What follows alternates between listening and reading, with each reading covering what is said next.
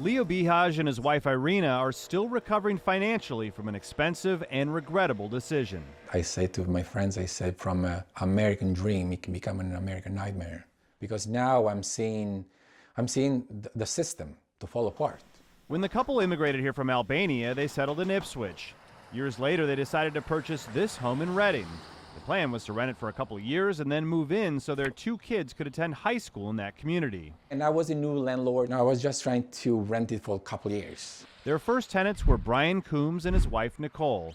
Almost immediately, there were complaints about the house and the rent checks stopped. That's what I knew who I was dealing with. From an angel, he converted to a devil, like he shows real colors. And so began a 2-year odyssey through housing court, with Bryan Coombs representing himself and seemingly knowing every trick in the book to delay the eventual eviction. We felt like the judge knew him. He goes to the court like he works there.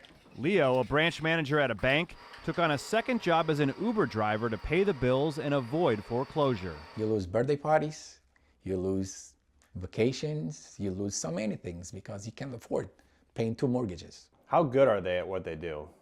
They're professionals. They're professionals. These people, 20 years, bro. I went to college 5 years to become who I am professionally. These people are doing this 20 years.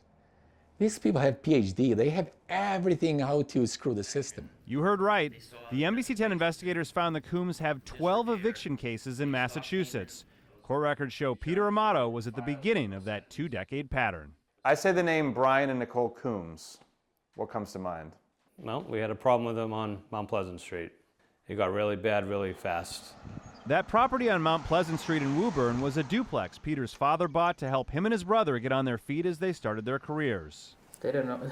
They just didn't know what to do. When Peter and his wife Terry moved out in 2004, the Coombs moved in and almost immediately stopped paying the rent. We can't get rid of them.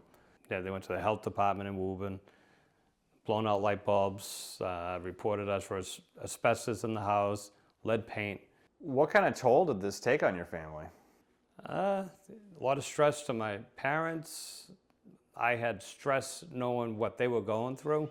After months of legal costs and lost rent, Peter says his family finally made a painful decision. It was either pay them and stop bleeding out the money, or fight them and bleed the money and then put yourself in financial chaos. It was cheaper to give them $20,000 and tell them to get lost. The fact that they're still doing this, what does that say about the system? I think the system is no good. And we found the Coombs still appear to be working that system.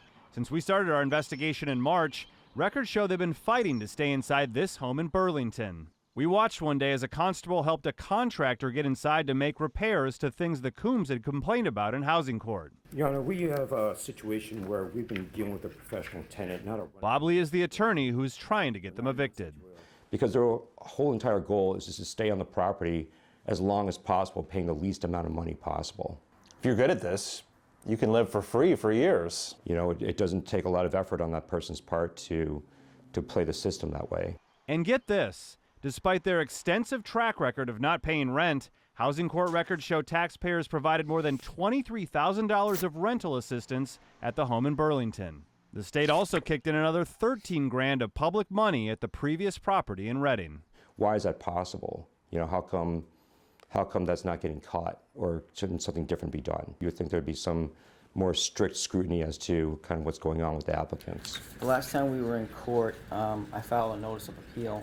We observed a recent hearing where Bryan Coombs argued his case. Thank you, Your Honor.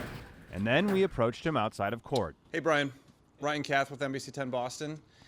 Some folks contact us about you. They say you're a professional tenant who hasn't paid rent for about the past 20 years. What's your response to that? That's not true. I use the law, and the law helps me do what I need to do. How would you say you're using the law to your advantage to avoid paying rent? I don't avoid paying rent. I use the law to my advantage when people don't fix things that are supposed to fix things. That's why I'm here today. You have about 12, maybe more evictions on your record. How do you explain that? I don't know where this information comes from. It's not true. It's all in the housing court. Yeah, well, it's not true. I'm here because the landlords I've had trouble with in the past never fixed anything, so this is why it happened. Stuff happens like this. What do you say to the property owners that have lost tens of thousands of dollars to you over the years? What do you say to them?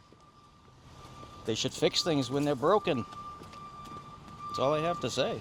Bryan, why should taxpayers kick in money for your rent? How is that fair to taxpayers? Coombs walked away from our questions after that.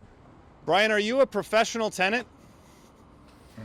Leo says his family lost $95,000 dealing with the professional tenants and had to sell the home in Reading and begin to climb out of debt. The last text message he received from Bryan, a middle finger emoji on eviction day. We provide him the house for free, the funds to move left and right, taxpayer money. You go to court, he doesn't pay a fee because it's an eviction. I'm paying the fee. And then there is a free attorney. Welcome to America. What can I say? Free everything. The state's Office of Executive Housing says because of privacy laws, it can't discuss individual recipients of rental assistance. Attorneys tell us one other tactic professional tenants use is to file bankruptcy to pause eviction proceedings. Federal court records show Bryan and Nicole Coombs have filed 9 bankruptcies over the past decade, including 5 in 1 year. All of those were dismissed. Ryan Kath, NBC 10 Investigators.